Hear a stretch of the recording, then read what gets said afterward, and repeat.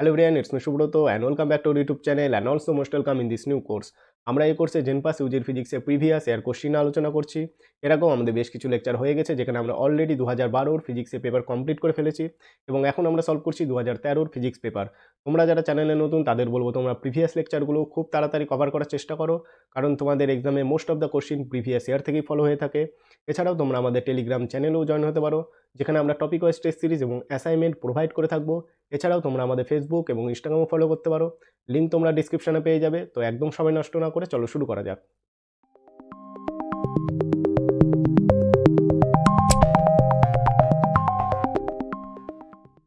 Recently আমরা 2012 physics paper already complete করে ফেলেছি এবং এখন আমরা সলভ করছি 2013 ফিজিক্স পেপার, যেখানে আমরা 2013 বেশ কিছু প্রবলেম এর আগের লেকচারগুলোতে কভার করেছি এবং আজকেও আমরা ঠিক 2013 বাকি প্রবলেমসগুলো নিয়ে আলোচনা করব। তো দেখে নেওয়া যাক আজকের ফার্স্ট প্রবলেম। দেখো আজকের ফার্স্ট প্রবলেম কি বলেছে, যে বিশুদ্ধ নীল ও লাল বর্ণের আলো একটি কাচের প্রিজমের মধ্য দিয়ে যায়, নিচের কোনটি সত্য? ওকে, অপশন এ বলেছে নিচে নীল আলোর বিচ্ছুরণ ক্ষমতা বেশি, অপশন বি বলেছে নীল আলোর প্রতিসরাঙ্ক বেশি, অপশন সি বলেছে নীল আলোর প্রতিসরাঙ্ক কম, অ্যান্ড অপশন ডি বলেছে নীল ও লাল আলোর প্রতিসরাঙ্ক সমান। ওকে, তো দেখো অপশন বি, সি এবং ডি এই তিনটা যদি লক্ষ্য করো, এই তিনটা অপশনে কি ইউজ করা হয়েছে? এই তিনটা অপশনের ক্ষেত্রে ইউজ করা হয়েছে আলোর প্রতিসরাঙ্ক। ওকে, তিনটা অপশনের ক্ষেত্রে ইউজ করা হয়েছে আলোর প্রতিসরাঙ্ক।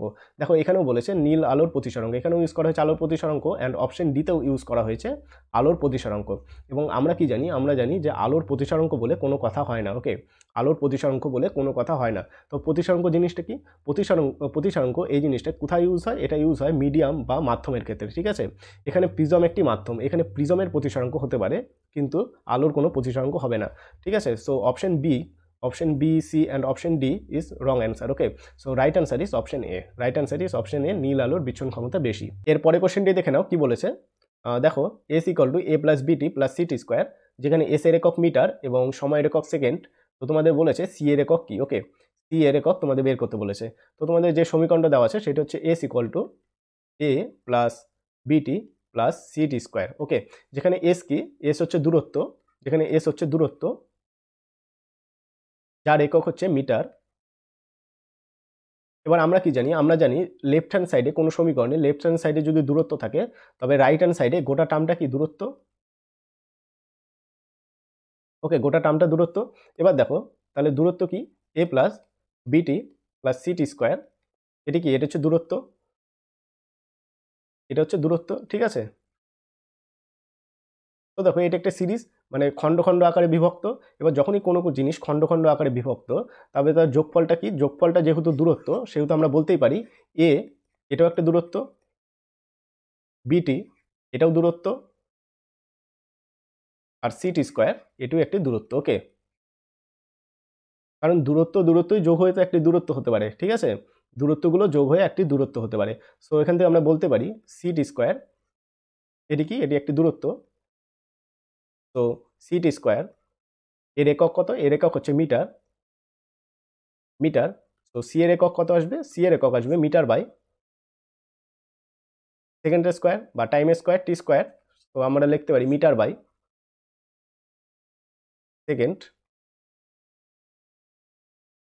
সেকেন্ডের স্কোয়ার। ওকে, সো তোমাদের right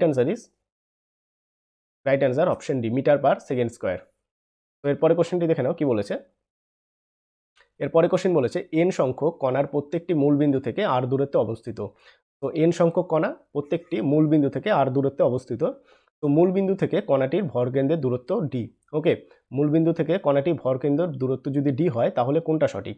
D equal to R সঠিক, না D greater than equal to R, না D greater than R? Okay, না D less than equal to R? Okay, so দেখো এই কোশ্চেনটাকে বিভিন্নভাবে করা যেতে পারে। সো আমরা বেশি ডেরিভেশনে যাব না, সো বেসিক কিছু আমরা নলেজ থেকে আমরা এই কোশ্চেনটা করার চেষ্টা করবো। ওকে, সো দেখে নাও, ধরে নাও আমাদের পার্টিকেল সংখ্যা এন ইকুয়াল টু 2, ধরে নাও পার্টিকেল সংখ্যা এন ইকুয়াল টু 2।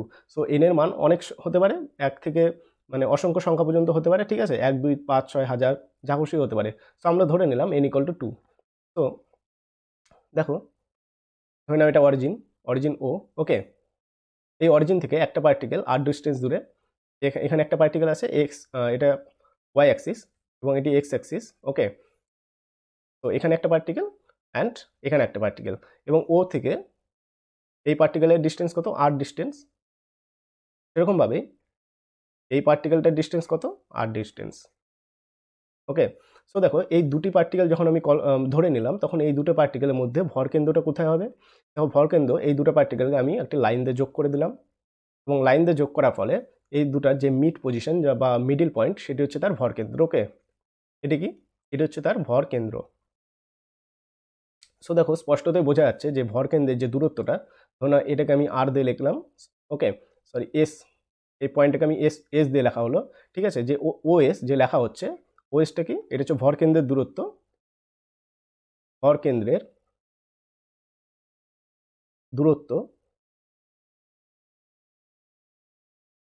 যেটা তোমাদের কোশ্চেনে কি বলা আছে, ডি দিয়ে বলা আছে, ঠিক আছে, ভরকেন্দ্রের দূরত্ব। ওকে, অরিজিন থেকে ভরকেন্দ্রের দূরত্ব। এবার স্পষ্টতই বোঝা যাচ্ছে যে এই ভরকেন্দ্রের দূরত্বটা কার থেকে কম? এই আর এর থেকে কম। ওকে, এটি কার থেকে কম? এটি আর এর থেকে কম বা সমানও হতে পারে, ঠিক আছে। এবার ধরে নাও এই দুটো বস্তুই, ধরে নাও একই পয়েন্টে অবস্থিত, দুটো বস্তুই সেম পয়েন্টে অবস্থিত, এইখানেই দুটো বস্তু অবস্থিত, ঠিক আছে। তো এই দুটো বস্তুর যে দূরত্বটা সেটা কত? এক্স অক্ষ বরাবর এটা কত? ধরে নাও এটা আর পয়েন্ট, এটাও আর পয়েন্ট, সরি। তো অরিজিন থেকে এই দুটো বস্তুর যে দূরত্বটা সেটা কত? সেটা হচ্ছে আর। তো ভরকেন্দ্র কোথায় অবস্থিত? ভরকেন্দ্র ঠিক এইখানে অবস্থিত, কারণ দুটো বস্তু তো একই স্থানে অবস্থিত, ঠিক আছে। দুটো বস্তু যেহেতু একই স্থানে অবস্থিত, সেহেতু ভরকেন্দ্রটা কোথায় অবস্থিত? ভরকেন্দ্রটা এখানেই অবস্থিত। ওকে, ভরকেন্দ্রটা এখানেই অবস্থিত। তো আমরা বলতেই পারি যে ভরকেন্দ্রের যে ডিস্টেন্সটা সেটি কত? সেটি ডি এর সাথে সমান। ওকে, ভরকেন্দ্রের ডিস্টেন্সটা ডি এর সাথে সমান। তো D equal to R. So আমরা কি দেখলাম? ডি এর মান কি হতে পারে? ডি এর মান আর এর থেকে ছোট বা সমান হতে পারে। ওকে, ডি এর মান আর এর থেকে ছোট বা সমান হতে পারে। তো D equal to, D less than equal to R. Okay, R এর থেকে ছোট বা সমান হতে পারে। তো তোমাদের right answer is option option D. Right answer option D. এরপরে কোশ্চেনটা দেখে নাও কি বলেছে। সরল রেখায় চলমান একটি কণার টি সময়ের অবস্থান x equal to 2t plus 2t into 1 + 3t। ওকে, কণাটি ত্বরণ বের করতে বলেছে। তো আমরা কি জানি? দেখো এখানে কি বলেছে, সরণের সমীকরণটা দেওয়া আছে, x equal to 2t 1 + 3t। ওকে, তো ত্বরণ ইকুয়াল টু আমরা কি জানি? ত্বরণ ইকুয়াল টু বা এ ইকুয়াল টু d2x dt2। ওকে, d2x dt2, ঠিক আছে। সো এটাকে আমরা এইভাবেও লিখতে পারি, dx dt। ওকে, যেখানে dx dt এটাকে এক কথায় কি বলা হয়? এটাকে এক কথায় বলা হয় গতিবেগ বা ভেলোসিটি। ওকে, গতিবেগ। তো ত্বরণ যদি বের করতে হয় তাহলে আমাকে কি করতে হবে? a equal to dx dt। Okay, so প্রথমে আমরা dx dt টা বের করে নিই। তো x এর মান কত দেওয়া আছে? x এর মান দেখো তোমাদের কোশ্চেনে দেওয়া আছে 2t ইন্টু 1 + 3t। ওকে, 2t 1 + 3t 1 + 3t। ওকে, so dx dt equal two কত? দেখো এখান থেকে আমরা লিখতে পারি, তার আগে এটাকে যদি আমরা একটু ভেঙে নিই তাহলে কত আসবে? 2t plus 6t square. Okay, তো dx dt equal to ddt of 2t plus 6t square. Okay, তো এখান থেকে আমরা লিখতেই পারি 2 into dt/dt plus 6 into 2 into dt/dt। Okay, যেহেতু dt/dt ইকুয়াল টু কত? 1, তো আমরা এখান থেকে লিখতে পারি 2 প্লাস 12t। ওকে, 2 প্লাস 12t। তো a ইকুয়াল টু, এবার dx dt এর মানটা আমরা বসিয়ে দিচ্ছি, ঠিক আছে। dx dt এর মান কত বেরোলো? 2 প্লাস 12t, 2 প্লাস 12t। তো এখান থেকে আমরা লিখতে পারি equal to 2 plus 12 of ddx equal to, দেখো এটা কনস্ট্যান্টকে ডেরিভেটিভ করলে কত আসে? 0 আসে। তো 0 plus 12। Okay, equal to 12। Okay, so তোমাদের right answer is option D, 12। এরপরে কোশ্চেনটি দেখো কি বলেছে। এরপরে কোশ্চেনটি বলেছে দুটি সমচিহ্ন আধানের মধ্যবর্তী দূরত্ব হ্রাস করা হলো, এর স্থিতিশক্তির পরিমাণ কি হবে? ওকে, অপরিবর্তিত থাকবে, হ্রাস পাবে, বৃদ্ধি পাবে, না বৃদ্ধি ও হ্রাস দুটি পেতে পারে। দেখো তোমরা এর আগের লেকচারগুলো ভালো করে ফলো করলে বুঝতে পারবে যে 2012তেও তোমাদের ঠিক এই ধরনেরই একটা কোশ্চেন করেছিল, যেখানে বলা হয়েছিল যে দুটি প্রোটন নেওয়া হয়েছে এবং দুটি প্রোটন ডি ডিস্টেন্স দূরে আছে, তাদের ডিস্টেন্সটা যদি আমরা কমিয়ে দিই তাহলে তার স্থিতিশক্তির পরিবর্তন কীরূপ হবে। তো সেখানেও অপশনগুলো ঠিক এরকমই ছিল। তো দেখো এখানেও বলেছে যে দুটি সমচিহ্ন আধান কল্পনা করতে বলেছে, ঠিক আছে। তো সমচিহ্ন আধান আমরা ধরে নিলাম দুটি প্রোটন, ঠিক আছে, দুটি প্রোটন বা দুটি ইলেকট্রন যে কোনো একটা কিছু আমরা ধরতে পারি। তো এই ক্ষেত্রে আমরা দুটি প্রোটন ধরে নিলাম এবং প্রোটনের যে আধান, তার প্রোটনের আধান কত? প্লাস ই, এবং এই প্রোটনেরও আধান প্লাস ই। ওকে, সো দুটি প্রোটনের আধান plus E plus E. So এদের দুটোর মধ্যে যে স্থিতিশক্তি, সেই স্থিতিশক্তি কত আমরা কি জানি? আমরা জানি স্থিতিশক্তি V equal to 1/4 pi epsilon naught Q1 Q2 Q1 Q2 by R. আরটা কি? আরটা হচ্ছে এই দুটার মধ্যে ডিস্টেন্স। ওকে, ধরে নিই এই দুটার মধ্যে ডিস্টেন্স আর। তো আমরা যদি মানটা বসিয়ে দিই 1/4 pi epsilon naught Q1 Q2 মানে কি? Q1 হচ্ছে প্লাস ই অ্যান্ড Q2টাও হচ্ছে plus E. Okay, plus E and distance কত? By R. ওকে, তো এখান থেকে আমরা লিখতে পারি V equal to 1/4 pi epsilon naught E square by R. Okay, V equal to 1/4 pi epsilon naught E square by R. তো দেখো 1/4 pi epsilon naught E square, এই টার্মটা কি? এই টার্মটা কনস্ট্যান্ট বা ধ্রুবক, এটাকে আমরা একটা নাম দিলাম এ বাই আর। ওকে, যেখানে A equal to E square by 4 pi epsilon naught. Okay, E square by 4 pi epsilon not.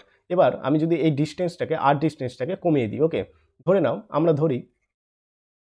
ধরে নিই প্রথমে যে ডিস্টেন্সটা ছিল সেটা হচ্ছে 100 মিটার, ঠিক আছে। প্রথমে যে ডিস্টেন্স ছিল সেটা হচ্ছে 100 মিটার, এবং এই ডিস্টেন্সটা কমিয়ে কি করা হলো? কমিয়ে করা হলো 50 মিটার। ওকে, কমিয়ে কত করা হলো? 50। সো প্রথম ক্ষেত্রে যখন আর এর মান 100 বা বেশি ছিল, তখন যে পোটেনশিয়াল, সে পোটেনশিয়াল কত? V equal to A by 100। Okay, এবার যখন ডিস্টেন্সটা কমিয়ে দেওয়া হলো, কমিয়ে কত করা হলো? আর ইকুয়াল টু 50 করা হলো। ওকে, আর ইকুয়াল টু 50 করা হলো, তখন পোটেনশিয়াল ভি ইকুয়াল টু কত? এ বাই 50। ওকে, এবার দেখো স্পষ্টতই বোঝা যাচ্ছে কোন টার্মটা বড়, এ বাই 100 বড় না এ বাই 50 বড়? অবশ্যই এ বাই 50 বড়। ওকে, এ বাই 50 বড়। সো আমরা বলতেই পারি, তো এখান থেকে কি বলা যেতে পারে, যখন যখন ডিস্টেন্স কমিয়ে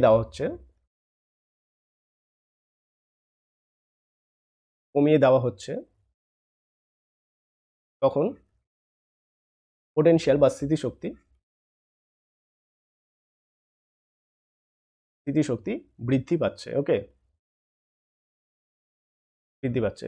সো আমরা কি দেখলাম, যখন দুটি সমপরিমাণ আধানকে তাদের মধ্যে সমপরিমাণ আধানে তাদের মধ্যে ডিস্টেন্সে যদি আমি কমিয়ে দিই, তাহলে পোটেনশিয়াল বা স্থিতিশক্তি কি হয়? স্থিতিশক্তি বৃদ্ধি পায়। ওকে, তো তোমাদের right answer is option C, বৃদ্ধি পাবে। তো আজকের লেকচার এটুকুই, আগামীকাল দেখা হবে আরও বেশ কিছু প্রবলেমস নিয়ে। So tata.